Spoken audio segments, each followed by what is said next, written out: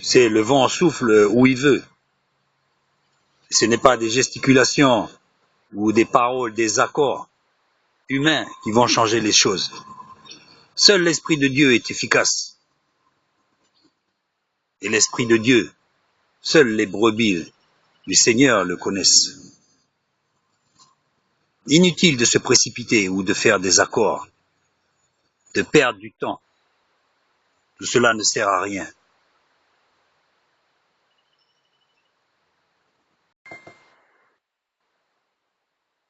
Et voici Monsieur Tony Palmer, un anglican qui pourtant veut réunifier toutes les églises soumises au pape.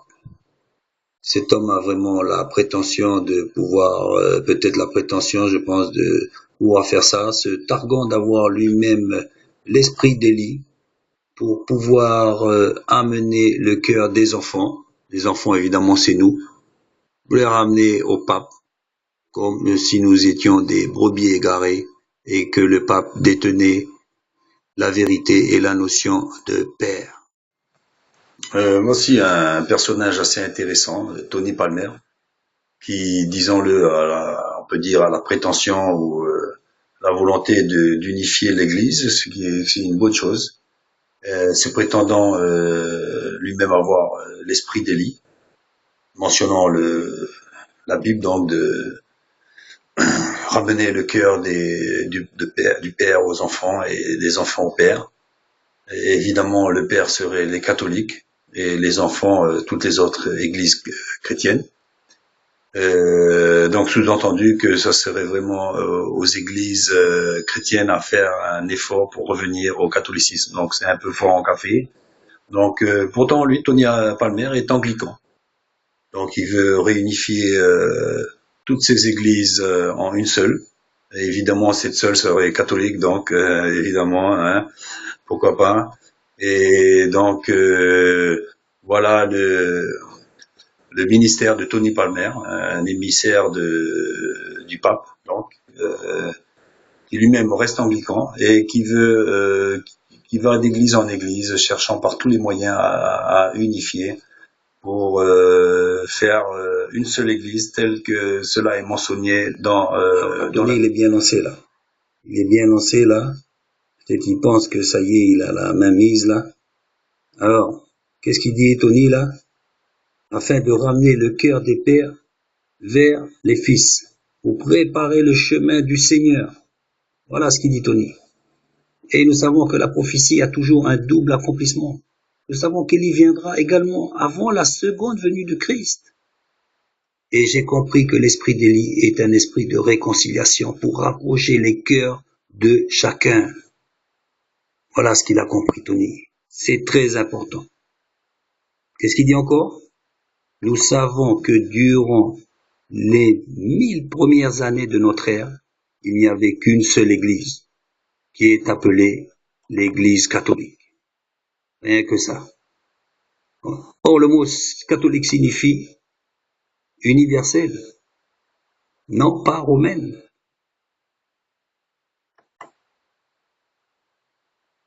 Si vous êtes né de nouveau, levez la main. Alors, vous êtes catholique. Aussi simple que ça.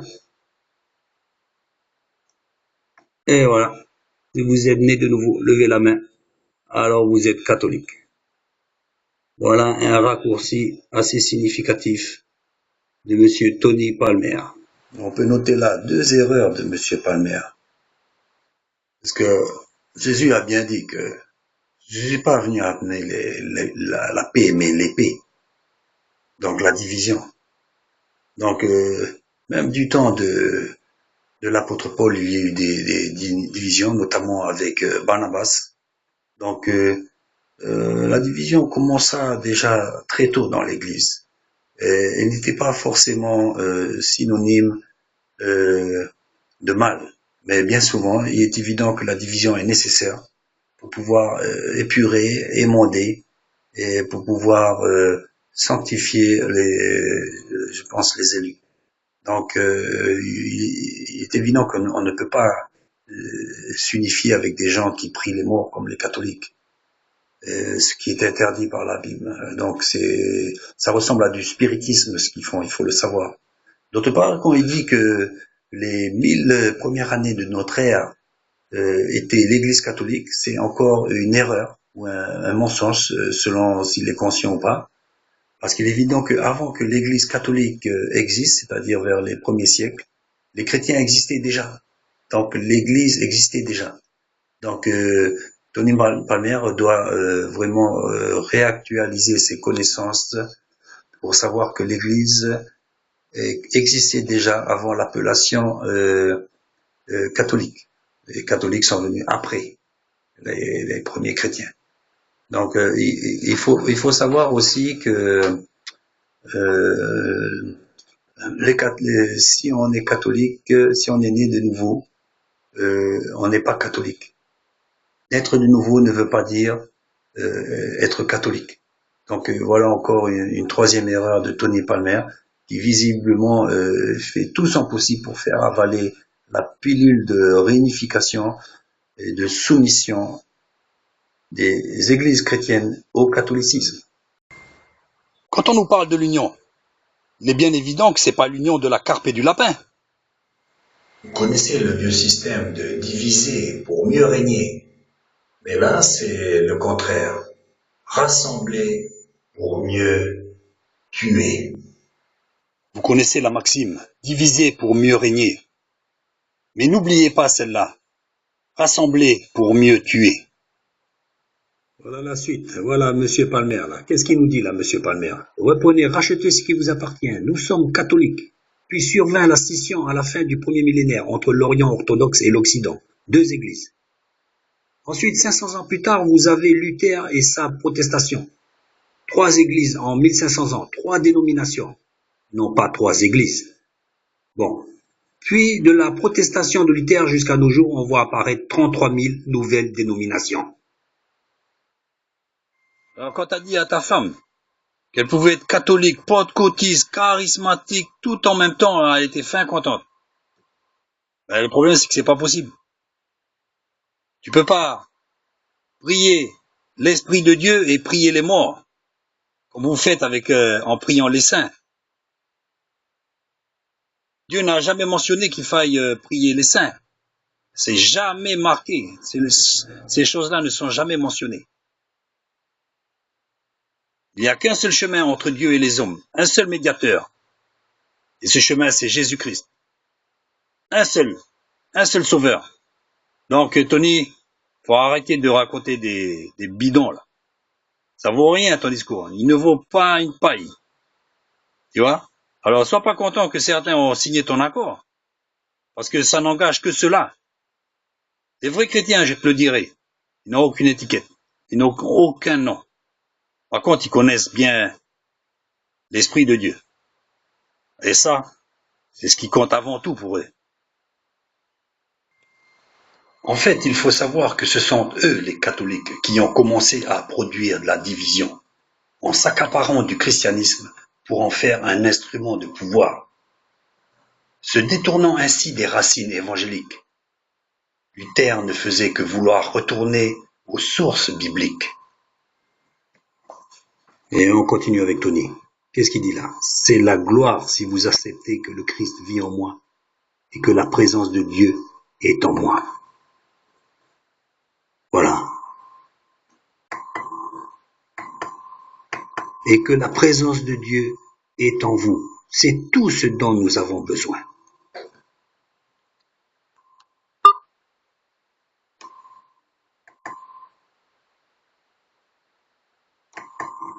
Parce que Dieu liquidera toutes nos doctrines une fois que nous serons là. Quand vous mélangez deux couleurs ensemble, ça peut le faire. Du rouge et du blanc, ça fait du rose. Du rouge et du jaune, ça fait du orange. Mais mélangez toutes les couleurs ensemble. Regardez ce que ça fait. Ça fait plus rien. Ça fait une seule couleur, couleur sans nom, quoi. Sorte de verdâtre marron, un truc comme ça. Je dirais du verdâtre, là, justement, comme la couleur du cheval de l'Apocalypse, là. Vous savez, un cheval verdâtre, là. Vous avez déjà vu des chevals verdâtres, vous? Et pourtant, il arrive, là. C'est un mélange de couleurs, d'assemblage. comme la statue qu'on a eue en vision. Un mélange de toutes sortes de choses. Vous arrivez même à mélanger l'or et l'argile. Rendez-vous compte. Allez, c'est bon, allez, on mélange, allez. On mélange. Faut plus les divisions, allez, on mélange tout. Allez. Allez, on y va gaiement. Et un bon petit cantique. Allez, et puis c'est parti. Dieu liquidera toutes nos doctrines une fois que nous serons là-haut. Mais alors, Tony, pourquoi attendre là-haut? Pourquoi attendre demain? Liquide ta fausse religion dès aujourd'hui. Ça évitera, premièrement et d'une, de perdre ton temps, et deuxièmement, de connaître un jour que tu as perdu ton temps. Qu'est-ce que nous dit le Christ dans Jean 8,32? La vérité vous affranchira. Que s'est-il passé quand le peuple d'Israël s'est allié avec des étrangères? Ben, ils ont été obligés de les quitter. Femmes et enfants. Pure perte de temps. Car Dieu est un Dieu jaloux. Il ne partagera sa gloire avec personne. Inutile d'insister. Que s'est-il passé avec le peuple d'Israël quand il était en Europe? Il a souffert, martyrisé, persécuté. Mais il n'a pas plié. Et il ne s'est pas allié. Il a survécu. Il a tenu bon. Et il est rentré dans son pays. Quand on dit qu'on a l'esprit d'Élie pour rapprocher le cœur des pères vers les enfants et le cœur des enfants vers les pères, qu'est-ce qu'a fait l'esprit d'Élie? Qu'a fait Élie? Il a fait descendre les prophètes de Baal au ruisseau. Il les a égorgés. Tous. Que personne ne réchappe. Et personne n'a réchappé. Voilà l'esprit d'Élie. C'est l'esprit de l'épée. C'est l'esprit de la division. De diviser ce qui est bon de ce qui est mauvais. Jointure et moelle. Ça, c'est l'esprit d'Élie. Ce n'est pas de rassembler l'esprit de Dieu et l'esprit de mensonge. C'est pas possible. Où c'est que tu as vu ça? Où c'est que tu as vu ça, Tony? C'est pas possible. Comment peux-tu rassembler les gens qui prient l'esprit de Dieu et les gens qui prient les morts? Comment peux-tu rassembler des gens comme ça? Voyons, Tony, c'est impossible. On mélange pas les carottes et les navets.